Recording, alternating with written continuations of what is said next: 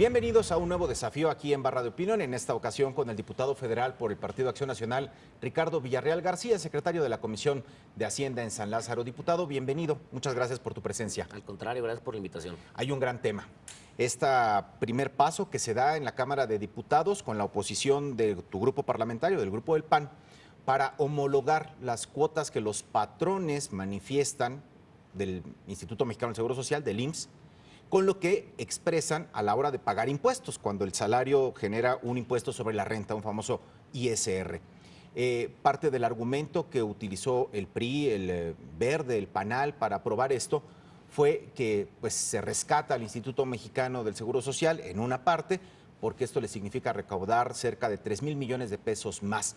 ¿Tú tienes otra perspectiva? Lo que pasa es que tenemos que partir de la base del momento crucial desde mi punto de vista en el que estamos viviendo en este país. Hoy partimos en la Cámara de Diputados desde un acuerdo entre todas las fuerzas políticas en el Pacto por México, que está buscando grandes transformaciones que el país largamente ha necesitado. Hemos visto en los últimos, en estos dos periodos legislativos que llevamos grandes reformas como la laboral, la reforma de contabilidad gubernamental, en fin, la de telecomunicaciones, la educativa.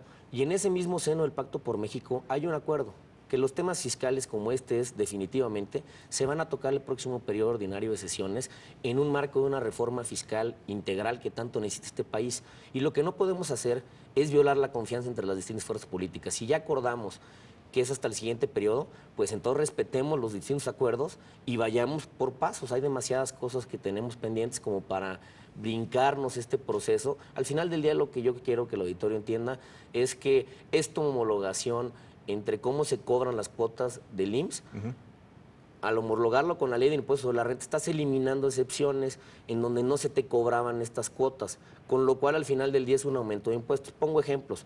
Si tú trabajador, por ejemplo, ahorras, como lo hacen en muchas empresas, en donde los trabajadores pueden ahorrar una parte de su sueldo y el patrón le da otra parte, ahí no pagabas esas cuotas obrero-patronales del IMSS, ahora las van a tener que pagar. Otro ejemplo, si tú convienes con tu patrón que te den más un fondo de ahorro para el retiro mayor al que la ley establece, tampoco pagabas, ahora pagarás. Si tu patrón te da, por ejemplo, apoyo para alimentación, para hospedaje, te da vales de despensa, todo eso no contaba en el cobro de la cuota obrero patronal del IMSS, ahora sí va a contar.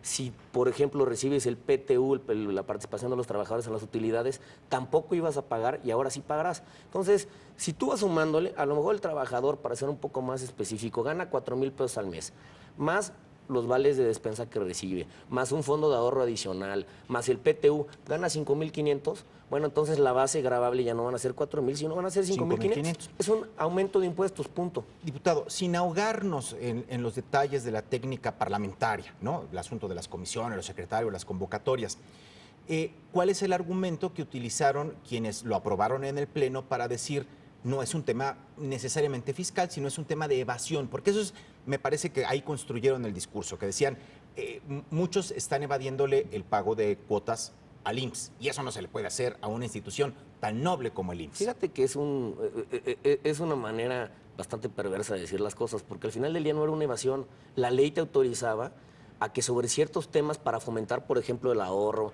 o para fomentar ciertos apoyos hacia los trabajadores, la ley te permitía que no se te grabara ciertos ingresos. Y estaba perfectamente establecido en la ley. Había 6 supuestos establecidos en la ley del Instituto Mexicano del Seguro Social en donde no se te grababa. Entonces no es una evasión. Evadir es cuando simulas una actividad para evadir el pago de los impuestos. Aquí no estás simulando, aquí te estás apegando a lo que decía la norma. Lo que están haciendo es subir los impuestos. Tú lo dices, son 3,000 millones de pesos que no salen de la nada, salen de la bolsa de los empresarios que se la juegan por este país, y peor aún, salen de los trabajadores. Y ahí es en donde creo yo que no podemos a la ligera hacer una alza de impuestos sin ni siquiera discutirlo. Ahora, y ese es el tema, si me permites, de fondo. Ni siquiera lo discutimos porque no hubo en la comisión en donde yo participo una sesión de comisión como lo hay en cualquier otra iniciativa, en donde se pudiera discutir, ver los pros y los contras e inclusive ver los efectos presupuestarios de esta reforma. Y no quiero verme muy técnico, pero al final del día todas las reformas de carácter fiscal tienen efectos en el presupuesto. Se recauda más o se recauda menos. Aquí le estás dando 3,000 millones de pesos supuestamente al IMSS, vamos a ver si así se generan, como dicen los estudios, pero al darle 3,000 millones de pesos más al IMSS, ahorras impuesto sobre la renta. Es decir, el empresario al pagar el IMSS, eso no va a ser grabado en el impuesto sobre la renta, y va a haber un boquete de por lo menos 1,000 millones de pesos que calculamos al presupuesto de egresos de la Federación. Eso tampoco se tomó en cuenta. Lo que dice la ley es que tú primero tienes que hacer un estudio de cuánto le cuesta al